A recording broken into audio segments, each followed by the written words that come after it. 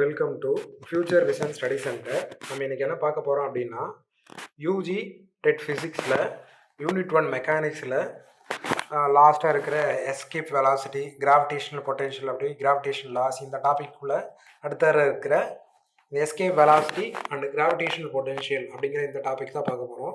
இதில் நம்ம என்னெல்லாம் பார்ப்போம் அப்படின்னா, எஸ்கேப் வெலாசிட்டினா என்ன, எஸ்கேப் வெலாசிட்டி எர்த்தில் எவ்வளோ, மூணுக்கு எவ்வளோ, இதெல்லாம் பார்ப்போம். நெக்ஸ்ட்டு ஆர்பிட்டல் வெலாசிட்டின்னா என்னென்னு பார்ப்போம். ஓகேவா, பீரியட் ஆஃப் சேட்டலைட்டு இதெல்லாம் பார்ப்போம். மூன் சேட்டலைட் இந்த டாபிக்ஸ்லாம் நம்ம கொஞ்சம் கவர் பண்ணுவோம். அதுக்கடுத்து மெயினாக பார்த்தோன்னா இந்த டாபிக்ஸ்லாம் கவர் பண்ணுவோம். Gravitational potential at the point on the distance. Gravitational பொட்டென்ஷியல்னா என்ன, gravitational potential point to point எப்படி வேரி ஆகும், ஒரு ஸ்பெரிக்கல் ஷெல்லு, ஓகேவா, inside the shell, outside the shell, இது எல்லாருடைய electric field and magnetic field அந்த டாப்பிக்கில் பார்த்தோமோ அதே மாதிரி இதுலேயும் நம்ம பார்ப்போம். ஓகேவா சரி, ஓகே. ஸோ வீடியோக்குள்ளே போகலாம். என்ன அப்படின்னு பார்த்தோம் அப்படின்னா, எஸ்கேப் வெலாசிட்டி பேர்லேயே இருக்குது. எஸ்கேப் எங்கே எஸ்கேப் ஆகணும், ஏர்த்தை விட்டு எஸ்கேப் ஆகணும். அப்போ எஸ்கேப் வெலாசிட்டி அப்படிங்கிறது என்னென்னா, the minimum speed needed to object to escape from the gravitational attraction of the mass of the body. ஏர்த்துலேருந்து ஒரு ஆப்ஜெக்ட் வெளியே போகணும். ஓகேவா, எவ்வளோ ஸ்பீடில் போனால் இந்த கிராவிடேஷனல் ஃபீல்டை தாண்டி, இந்த கிராவிடேஷனல் அட்ராக்ஷனை தாண்டி வெளியே போக முடியும். ஸோ அதை தான் நம்ம என்ன சொல்கிறோன்னா எஸ்கேப் வெலாசிட்டி அப்படின்னு சொல்கிறோம். த escape velocity from the earth is 11.2 km/s. எந்த ஆப்ஜெக்ட் ஏர்த்தில் 11.2 km/s தூக்கி எறியப்படுதோ, இல்லை தூக்கி வீசப்படுதோ, அந்த பொருள் இந்த கிராவிடேஷனல் ஃபீல்டை தாண்டி ஏர்த்தை விட்டு வெளியே போயிடும். இதுக்குள்ளே இருக்கிற இதுக்கு கம்மியான ஸ்பீடில் வெலாசிட்டியில் மோகிற எல்லா ஆப்ஜெக்டும் ஏர்த்துக்குள்ளே தான் இருக்கும். ஓகேவா, moreover we can define escape velocity the speed which is sum, இதை வேறு மாதிரி சொல்லலாம். the escape velocity of the which is sum of the object kinetic energy and its gravitational potential energy is equal to 0. So escape velocity அப்படிங்கிறது kinetic எனர்ஜியும் gravitational potential எனர்ஜியும் ஜீரோவாக இருக்கிறது நம்ம என்ன சொல்லுவோம், எஸ்கேப் வெலாசிட்டி அப்படின்னு சொல்லுவோம். For given escape velocity perpendicular to the mass of the body, the object will move away from the body slower forever and approaching but never reaching zero speed. Once escape velocity is achieved, no further impulse needed to apply to continue it escape. So escape வெலாசிட்டியை reach பண்ணிடுச்சு அப்படின்னா அதுக்கு மேலே நம்ம எந்த ஒரு இம்பல்ஸோ எந்த ஒரு ஃபோர்ஸோ நம்ம வந்து கொடுக்க தேவை கிடையாது அப்படின்னு சொல்கிறாங்க. In other words, if given the escape velocity, the object will move away from the body continually, slowly, and it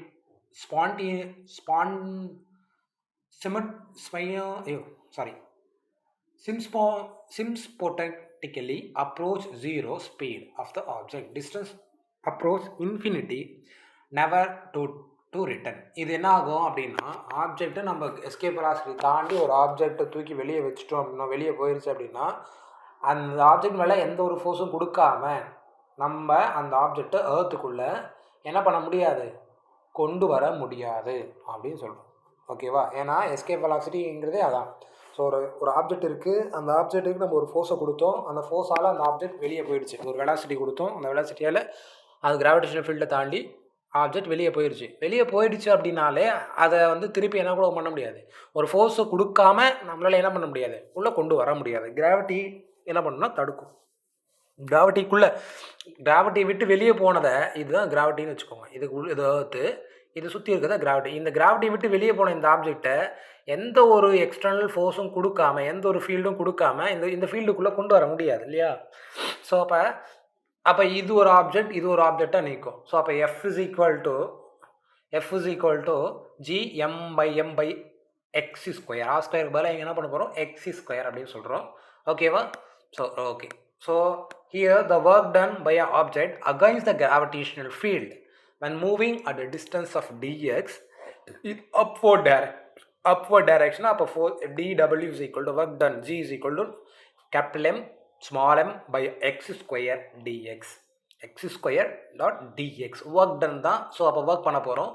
infinite G, அதை எங்கேருந்து இன்ஃபினிட்லேருந்து ஆர் அப்படிங்கிற ஒரு பர்டிகுலர் டிஸ்டன்ஸ்க்கு பண்ணுறோம். ஸோ இப்போ g is equal to capital M small m by x square dot dx where r is the radius of the earth. ஓகேவா? So அப்போ w is equal to g m1 by capital M small m r. ஓகேவா? when we define இது வந்து work done against the gravity and upward direction. ஓகேவா? so we define the initial velocity of the body VE by VE.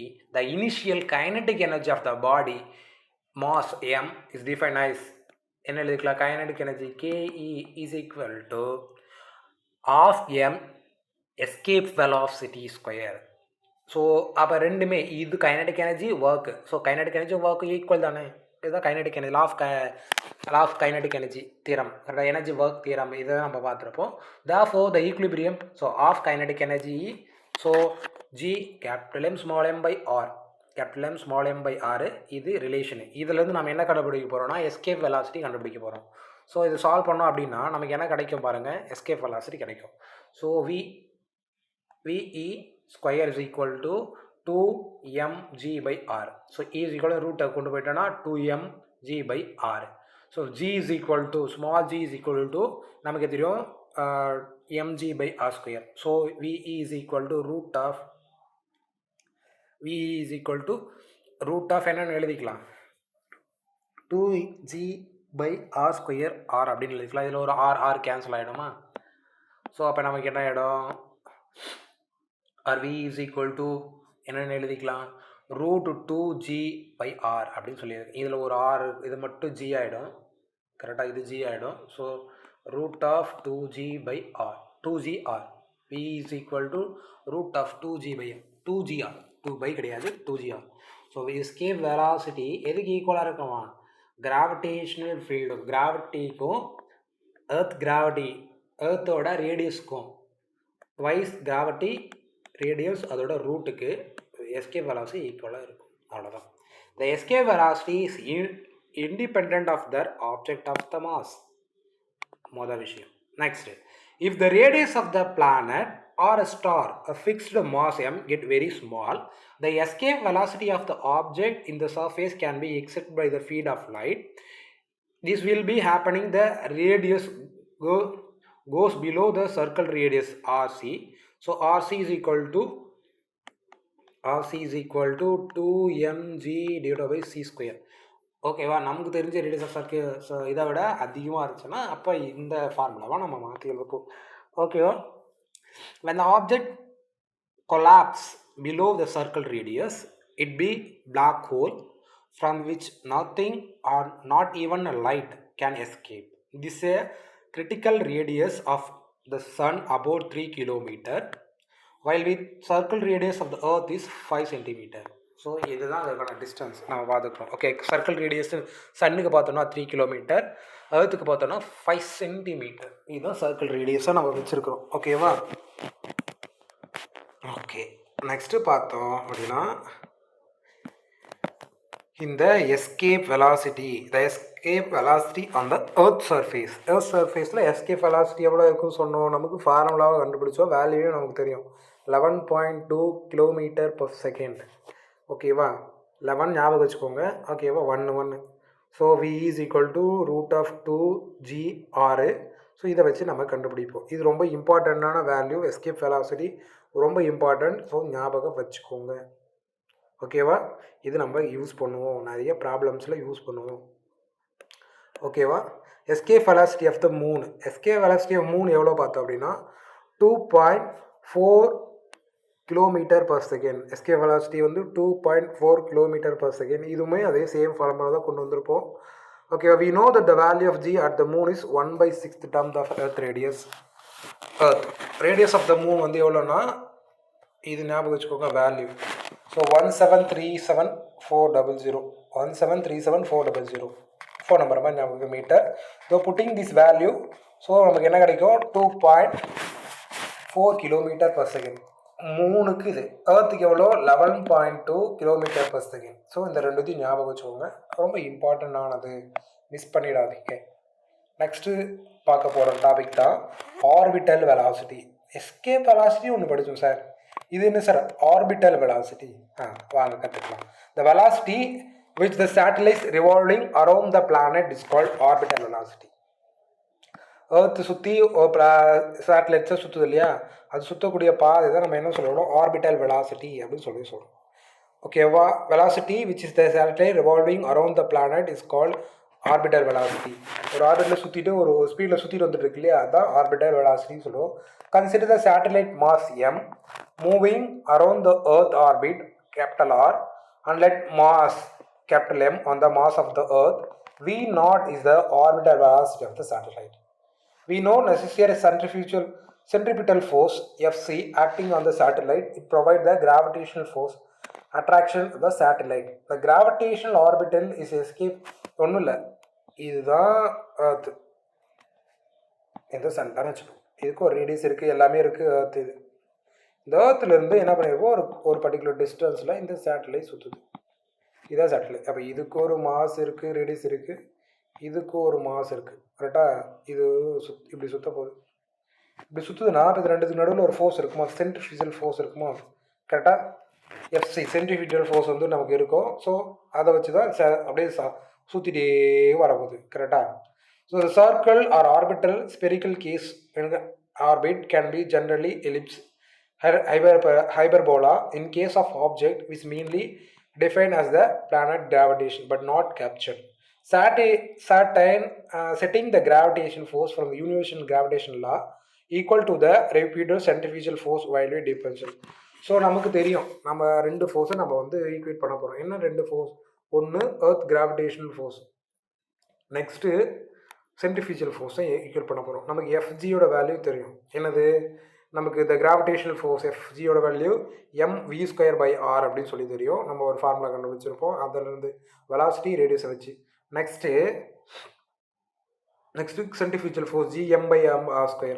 இது இது centrifugal force, இது earth gravitational ஃபோர்ஸுக்கான இது. கரெக்டாக மாற்றி சொல்லிட்டேன். So F is equal to mv²/r அப்படிங்கிறது சென்ட்ரிஃபியூஜல் ஃபோர்ஸுக்கான ஃபார்முலா. எஃப்சி அப்படிங்கிறது gm/r² அப்படிங்கிறது எஃப்ஜியோட வேல்யூ. ஓகேவா, கிராவிடேஷனல் ஃபோர்ஸுக்கான value. So we get V0 is equal to escape velocity V0 is equal to root of capital M small m by r. ஓகேவா, capital M small m by r இது தெரிஞ்சு வச்சுக்கோங்க. So அப்போ V small g r² is equal to gm. So V² is equal to gr. V is equal to என்னென்ன இதெல்லாம் root of gr அப்படின்னு சொல்லிடலாம்.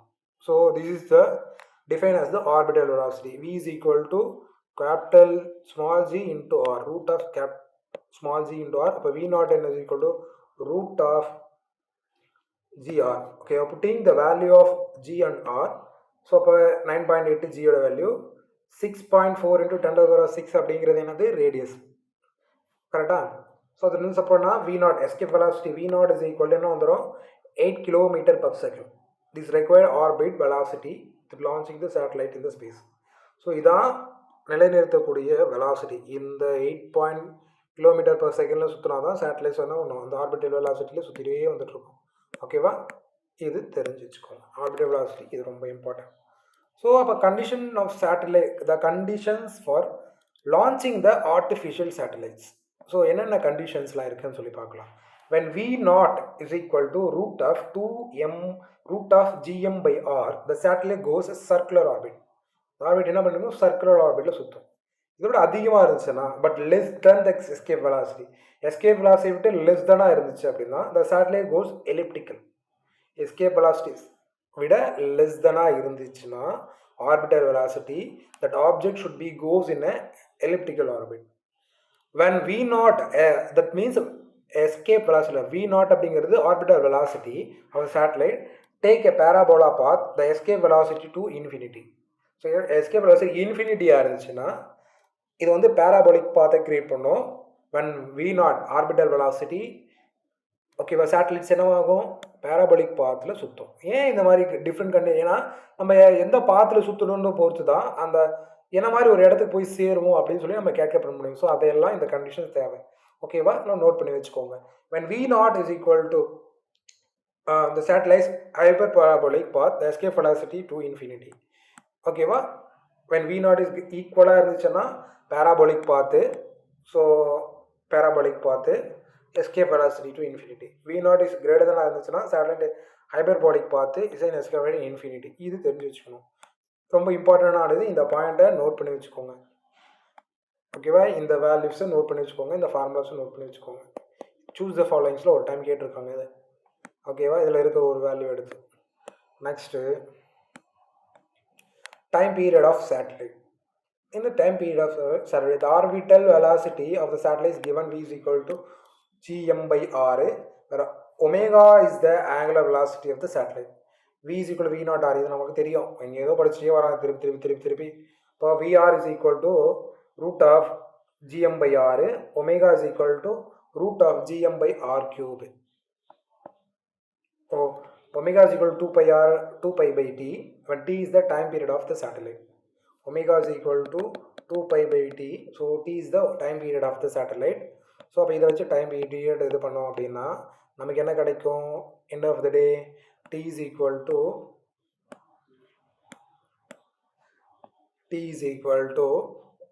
2 pi root of r cube by gm. 2 pi root of r cube by gm. இது ஓகேவா? தெரிஞ்சு வச்சுக்கோங்க. இது வந்து time period of satellite.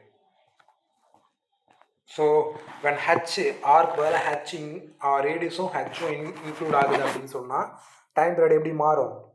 t is equal to 2 pi root of r plus h whole cube by g by r square. Sorry, by g r square. t is equal to 2 pi root of r plus h whole cube by g by r square அப்படின்னு சொல்லி கிடைக்கும் when h include ஆகும்போது. இதெல்லாம் case ஆக்சுவலாக. ஓகேவா? when இதுவும் ஒரு case தான். if the satellite is very near the surface of the earth இருந்துச்சுன்னா t is equal to, இந்த ஃபார்முலா ஞாபகம் வச்சுக்கோங்க, t is equal to 2 pi root of g by g r by g. ஓகேவா? ரொம்ப எர்த்துக்கு கிட்டவே இருந்துச்சுன்னா. ஓகேவா? this expression for time period of satellite orbiting the around the earth of the surface. இது வரைக்கும் okay. Next நம்ம பார்க்க போகிறது என்ன அப்படின்னா geochronomous orbit. The satellite appear to be fixed the position above the certain distance from the earth, having the same period of rotating as the earth, that the called geostationary satellites. Communication satellite can be placed in equator orbit, a distance which result in the orbital period of the one day. These satellites occupies the stationary position above the surface of the earth. இதை geostationary satellites அப்படின்னு சொல்லுவாங்க. earth சுற்றுறது எல்லாமே. To determine the height of the orbit, we simply equate the centrifugal force due to the gravity, the centrifugal force resulting from the motion along the circular path, the motion of the satellites. The satellite is offering through the being the projectile which is obtained the earth surface, but how we can projectile the earth does not projectile accelerating toward the earth under the influence of the gravity. கரெக்டாக? Gravity against பண்ணி நான் ஒரு object project ஆகுதுன்னா அது earthக்குள்ளேயே வந்து ஊந்துடும். ப்ரொஜெக்டில் motion create ஆகுதுனாவோ earthக்குள்ளே வந்து ஊந்துடும். And such would not be projectile ultimately fall toward the earth and collide with the earth. This causes in orbit. This is all questions to represent the heterogeneous block of many students in physics. இது நமக்கு நல்லா தெரிய question. இந்த கொஷின்ஸ்லாம் வரும். ப்ரொஜெக்டில் மோஷனை create பண்ண ஏர்த்தை விட்டு வெளியே போகணும். எஸ்கேப் வெலாசிட்டி விட்டு வெளியே போய் ஒரு ஆப்ஜெக்ட் இருக்குது, இங்கேருந்து ஏர்த்தை விட்டு வெளியே போய் இது ப்ரொஜெக்டில் மோஷனை கிரியேட் பண்ணாலே என்ன ஆகிடும்னா சுற்றி ஏர்த்துக்குள்ளே வந்து ஊந்துடும். கிராவிட்டியை போசனால கிராவிட்டியை தாண்டி போய் ப்ரொஜெக்டில் மோஷனை கிரியேட் பண்ணி சர்க்கிள் ஆர்பிட்டல் வெலாசிட்டியில் நம்ம அதை நிலைநிறுத்தி அப்புறமா ஏர்த்தை நம்ம சுற்ற வைக்கணும். இவ்வளோ ஒர்க் இதெல்லாம் நம்ம பண்ணணும். ஓகேங்களா?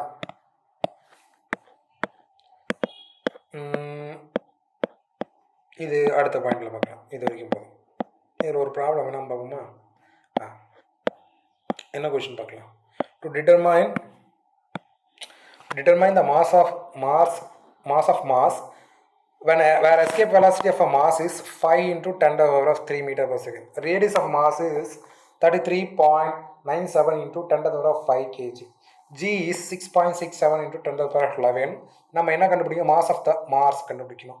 எஸ்கேப் வெலாசிட்டி கொடுத்துறாங்க. இப்போ இதுலேருந்து கேபிட்டல் எம் மட்டும் எடுத்துரு. எம் இந்த கொண்டு வந்துட்டோம், இதுலேருந்து கொண்டு வந்துடலாம். V square r by 2G. So இதுலேருந்து ஈக்குவேஷன்ஸு. ஸோ இதில் வேல்யூவை சப்ஸ்டிட் பண்ண போகிறோம்.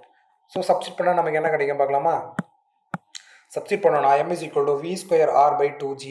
v square velocity, escape velocity எவ்வளோ? 5 into 10 to the power of 5 into 10 to the power of 3 whole square into r ஓட வேல்யூ 33.